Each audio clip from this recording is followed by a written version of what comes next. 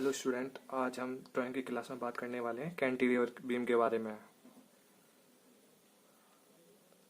Students, जो हमारी diploma की सेकेंड ईयर और थर्ड ईयर के जो सिलेबस में है, दोनों में ये कॉमन पॉइंट है कैंटिलीवर बीम का। ये आपको थर्ड ईयर में पढ़ना है और आपका फोर्थ सेमेस्टर में भी यही है। देखिए स्टूडेंट, इसमें कुछ इस टाइप का क्वेश्चन आते हैं। इस टाइप के क्वेश्चन आपको एग्जाम में देखने के लिए मिलेंगे। इस क्वेश्चन को सॉल्व करने के लिए पहले आपको पता होना चाहिए कैंटिलीवर बीम की टर्म्स क्या क्या होती हैं, पहचानते कैसे हैं उसे। जब तक आपको ये पता नहीं होगा आप क्वेश्चन कर नहीं सकते हैं। तो चलिए शुरू करते हैं। सबसे पहले कैंटिलीवर बीम बनाने से पहले हम इसके टर्म्स को समझते हैं। Terms used in cantilever beam drawing. ठीक है स्टूडेंट्स, देखिए क्वेश्चन क्या बोल रहा है। Draw L section and two cross section of beam. जो हमारा बीम है उसे हम एल सेक्शन में करना है। उसके दो क्रॉस सेक्शन काटने हैं। जैसे ये हमारा बीम है तो ये इसके ना हमें दो क्रॉस सेक्शन काटने हैं। आगे क्या बोल रहा है question, one near to free hand.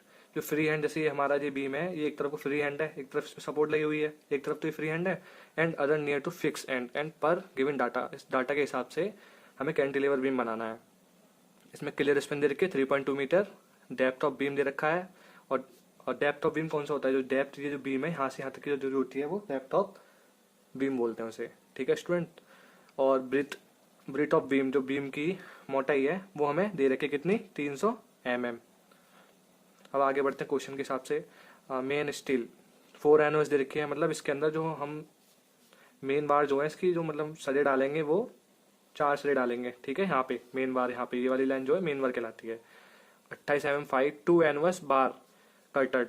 जो हमारी, जैसे मैंने आपको पिछले वाले पार्ट में बताया था सिंपल सपोर्टेड बीम में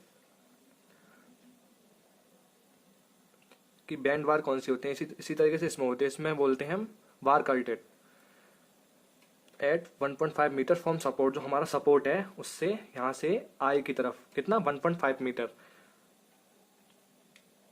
क्या लगाएंगे, बार कल्टेड। और एंकर बार कितनी दे रखे हैं, 2 दे रखे हैं। एंकर बार जो होते हैं हमारे यहाँ पे लगाए जाते हैं इस जगह। और ये कितना है, 16 mm 5। और स्ट्रिप्स दे रखे हैं 6 mm 5, 250 mm centre to centre distance. इसका मतलब क्या है, इसका मतलब ये है जो हमारी जो सरिया जो अंदर डली हैं मेन बार और एंकर बार, उनके बीच में जो स्ट्रिप्स लगी हुई हैं, ये वाली जो स्ट्रिप्स यहाँ पे लगाते हैं, वो स्ट्रिप की सेंटर टू सेंटर डिस्टेंस कितने, 250 mm।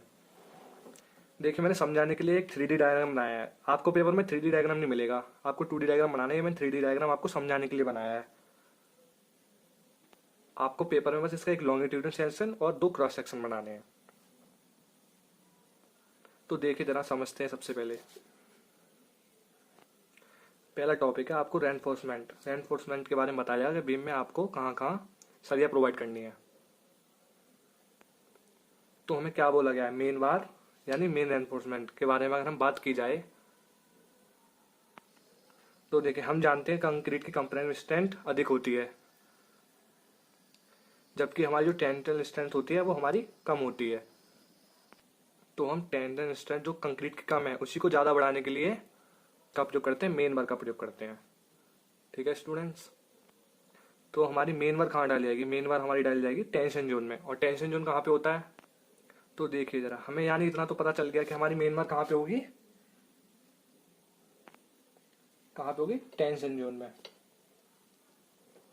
टेंशन जोन में प्रोवाइड किया जाएगी। ठीक है, तो स्टूडेंट इतना आपको क्लियर हो गया। जो हमारी बार जो हम प्रोवाइड करेंगे वो कहाँ पे प्रोवाइड करेंगे, टेंशन जोन। और टेंशन जोन कहाँ पे होता है, मैंने कहाँ बताया था, यहाँ पे होता है, जहाँ पे हमारा वर्कलोड पड़ता है। तो देखिए यहाँ पे हम टेंशन जोन डाल देंगे, तो कहाँ पे डालेंगे, मेन बार में। ठीक है स्टूडेंट्स।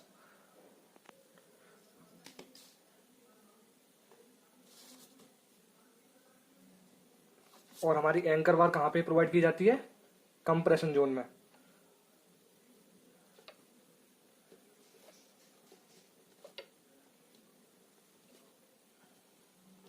और कंप्रेशन जोन कहाँ पे होता है, हमारा यहाँ पे होता है। तो हमारी जो बार प्रोवाइड की जाएगी वो कहाँ पे की जाएगी, यहाँ पे। ठीक है स्टूडेंट्स, ये होगी हमारी मेन बार और ये होगी हमारी एंकर बार। आपको अच्छे समझने के लिए मैं ये रेड लाइन में बना देता हूँ जो हमारी एंकर बार है, तो आपको अच्छे से समझ आ जाएगा। ये हमारी जो रेड कलर में लाइन है कौन सी बार होगी, एंकर बार होगी, और ये कहाँ होती है, कंप्रेशन जोन में, और ये कहाँ होती है, टेंशन जोन में। और मैंने आपको बताया ये कहाँ पे होती है, ये हमारी मेन बार और ये हमारी एंकर बार, मेन बार, और ये कहाँ होती है, एंकर बार।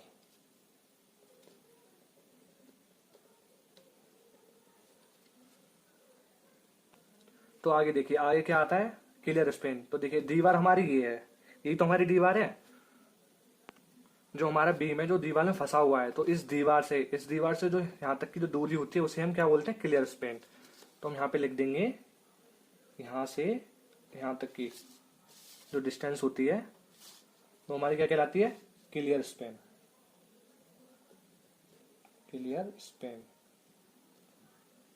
ठीक है, यहां तक आप समझ गए।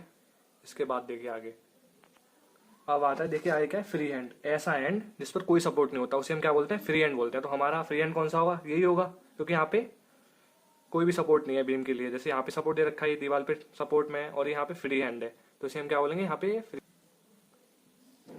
तो देखिए हम यहाँ पे सो लिख देंगे, ये वाला कौन सा हैंड है हमारा, फ्री हैंड।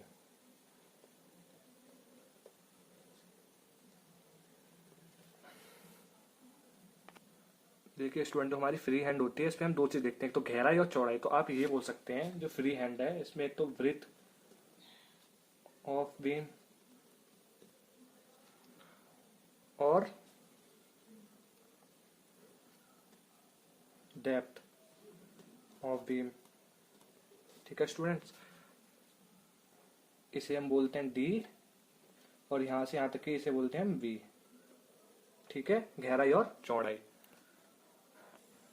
आगे देखिए फिक्स्ड हैंड हमारा कौन सा होता है, ये वाला, यहाँ से लेके यहाँ तक की जो गहराई होगी उसे हम क्या बोलेंगे, डेप्थ ऑफ बीम। इस पे भी दो बातों का ध्यान रखना है, ब्रेथ ऑफ बीम और depth of beam. Depth of beam यहाँ से लेके यहाँ तक होता है, और ब्रेथ ऑफ बीम ये वाली होती है, ये वाली से हम बी से करते हैं।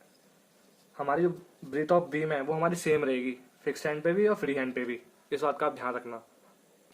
आगे देखिए, आगे अगला पॉइंट है वियरिंग एट फिक्स्ड हैंड। देखिए वियरिंग फिक्स्ड हैंड क्या होता है, जो हमारा सपोर्ट है उसके अंदर जो भी हमारा जो बीम है वो जितना है उसे हम बोलते हैं वियरिंग एट फिक्स्ड हैंड। तो ये हमारा क्या हो जाएगा, वियरिंग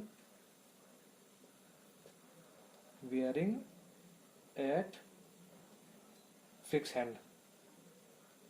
ठीक है स्टूडेंट, यहाँ से यहाँ तक की जो दूरी होगी हमारी वो हमारी कितनी होगी, वियरिंग एट फिक्स्ड हैंड। जैसे हम क्वेश्चन में दे रखा है वियरिंग एट फिक्स्ड हैंड कितना दे रखा है, 300 mm। तो हमारे यहाँ से और यहाँ तक की जो डिस्टेंस है वो हमारी कितनी है, 300 mm। आगे देखिए breadth of wall, support breadth, मतलब जो हमारी दीवार है उसकी चौड़ाई, ब्रेथ वॉल की चौड़ाई, उसे हम बोलते हैं ब्रेथ ऑफ वॉल। तो जो हमारे क्वेश्चन है इसमें ब्रेथ ऑफ वॉल की जो चौड़ाई है वो दे रखी है, इसलिए हम जब इसे सॉल्व करेंगे तो अज्यूम कर लेंगे अपनी तरफ से। जैसे इसमें कितना दे रखा है क्वेश्चन में, बियरिंग ऑफ फिक्स्ड हैंड 300 दे रखा है, तो 300 तो हम ले लेंगे, कितना ले लेंगे, 400 ले लेंगे अपने अकॉर्डिंग। तो ये था हमारा इंट्रोडक्शन, जिसके बारे में हमने अलग अलग पार्ट की बात की है। इससे आपको कैंटिलीवर बीम के बारे में अच्छे से पता चल गया होगा। अब इसमें बचा कर खाली स्टीरअप्स, जो हमारी बार है, यानी ये वाली जो बार है, इनको होल्ड करने के लिए वर्टिकल छल्ले जो यहाँ पे डालते हैं उन्हें हम क्या बोलते हैं, स्ट्रिप्स। जैसे इस क्वेश्चन में देखिए, इस क्वेश्चन में दे रखा है strip 6 mm 5 250 mm centre to centre distance. तो हमारे जो 250 mm है वो यहाँ से यहाँ तक की जो इन दोनों के बीच जो दूरी होगी वो दे रखी है। चलिए स्टूडेंट, आप इतना समझ गए होंगे। अब हम, ये हमारा आज पार्ट 2 था, हम पार्ट 3 में ये जो क्वेश्चन दे रखा है इसको सॉल्व करके दिखाएंगे। अगर आपको ये वीडियो पसंद आया हो तो चैनल को सब्सक्राइब कीजिए, लाइक कीजिए, शेयर कीजिए।